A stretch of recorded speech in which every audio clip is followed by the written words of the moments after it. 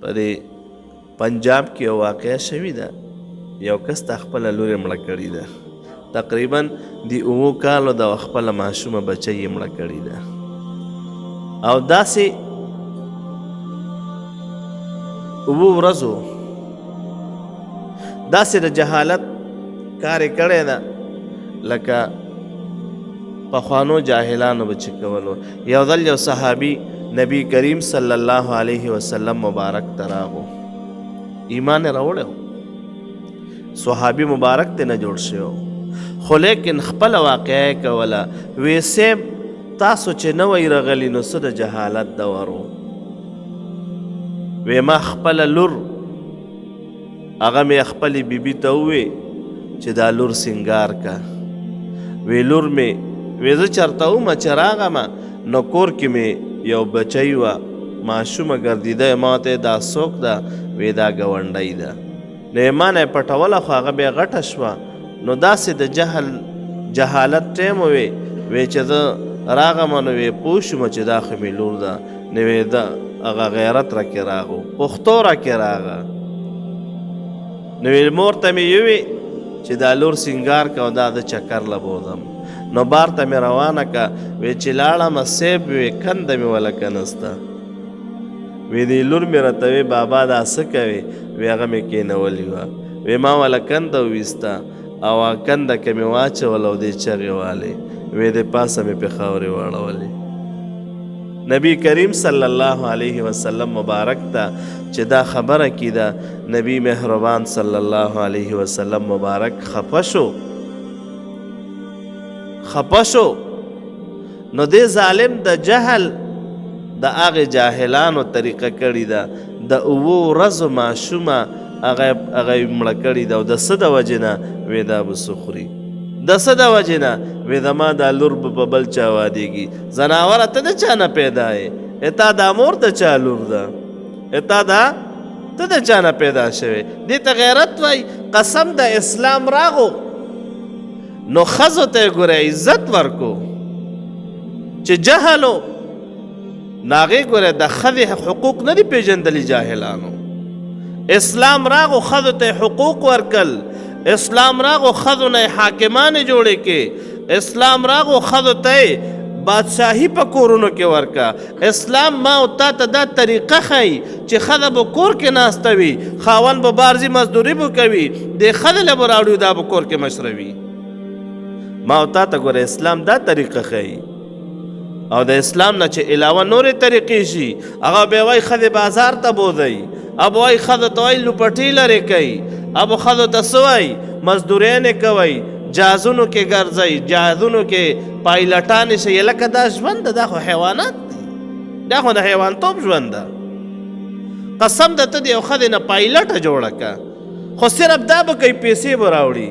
پردو سړو ته تاسو جهازونو کې لاړې، خدای پاک دې موږ ټول حرمین شریفین ته بوځي. جس کې چې وګورې که نه پردی ښځه لوپټه به نه وي په سر، کپړې به داسې بدې اچولې وي، ټول آداب یې ښکاري. او سړي له به اوبه ورکوي، پردي سړي له به وایي بوتل والا، پردي سړي ته به وایي روټۍ والا، پردي سړي نه به لوښي غونډوي. هلکه شریعت مبارک خو موږ ته دا نه ښایي. شریعت مبارک خو ما ته دا ښایي چې ګورې ښځه دې کور کې کېنوه او ته به مزدوري کوې، ته به راوړې او دا ښځه به دې مشره وي. قسم ده ګورې بعضې پښتانه اوس په دې لګې شوي دي، ښځو باندې ګورې لاس نه کېدي. هلکه په ښځو لاس کېدی، ښځه د نه بار ته لاړه نه شي، ښځه بغیر اجازت کور نه پرېنهدی. خدای پاک جل شانه فرمایي الرجال قوامون علی النساء. دا سړي ګورې په دې ښځو باندې حاکمان دي، خو کور کې د مشره څوک ده؟ کور کې د مشره ښځه ده. دا معنا نه چې څه دې کوي دې نه، بلکې ورته وایه ته په پردې کې ناسته وه زه به درله راوړم. نو دې ظالم د جهل هغه واقعه رانما کړې ده. دا یره یې کوله چې زما دا لور به په بل چا واده شي. نو څه چل دا؟ لکه دا خو ما تا ته شریعت ښایي، شریعت مبارک راته دا طریقه ښودلې ده چې لور چاله ورکه، خور چاله ورکه، ته د بل چا نه لور وکه، ته د بل چا نه خور وکه.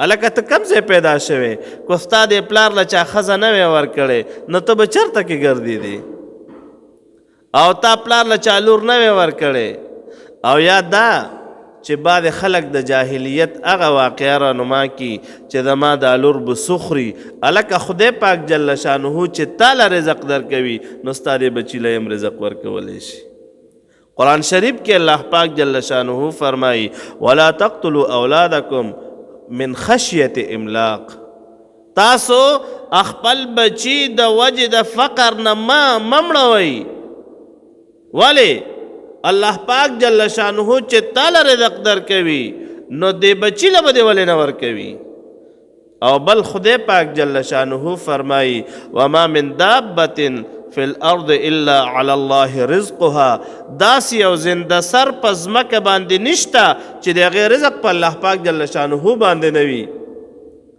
قسم د داسې حیوانات شته تازه وینې څکي ښه هره ورځ تازه وینې څکي هره ورځ داسې حیوانات شته چې تازه غوښې خوري او خدای پاک جل شانه ولا رزق ورکوي نه د ظالم داسې یو د افسوس واقعه ده چې ته وړوکي بچی دی ده او هغې ته ټوپک او کلاشنکوپ نیسي او یا ورته لرګی نیسي یا ورته چاړه نیسي او خپله بچی دې مړوي دا خو څه د ظلم انتها کړې ده خدای پاک جل شانه ته به څه قرآن شریف کې الله پاک جل شانه فرمایي واذا الموءودة سئلت بأي ذنب قتلت کله چې تپوس وکړی شي د هغې خښه کړی شوي جنونه مکې مکرمې ته چې لاړ شئ که نه هلته کې یو ادیره ده هغه ادیره اوس هم شته چې کوم دی به هغه ژوندی ماشومان یې دفن کولې او خدای پاک جل شانه فرمایي د دوی نه تپوس وشي بأي ذنب قتلت چې تاسو ولې قتل کړی شوي یئ ښه نو دا ماشومان یې بیا څه وایي د دې پلار به بیا څه حیثیت ویل ده کې او خدای پاک جل شانه چې وله کومه سزا مقرر کړې ده رونو الله پاک جل شانه دی موږ ټول داسې واقعاتو نه وساتي او خدای پاک جل شانه دی اخو معصوم و شهادت ده اخو معصوم و معصومه ښه معصوم موږ ورته معصوم وایو که نه هغه معصومه ده هغه د ګناه نه پاکه وه او مرګ راغلی ده خدای پاک جل شانه دی په ټول امت مسلمه باندې رحم نازل کی او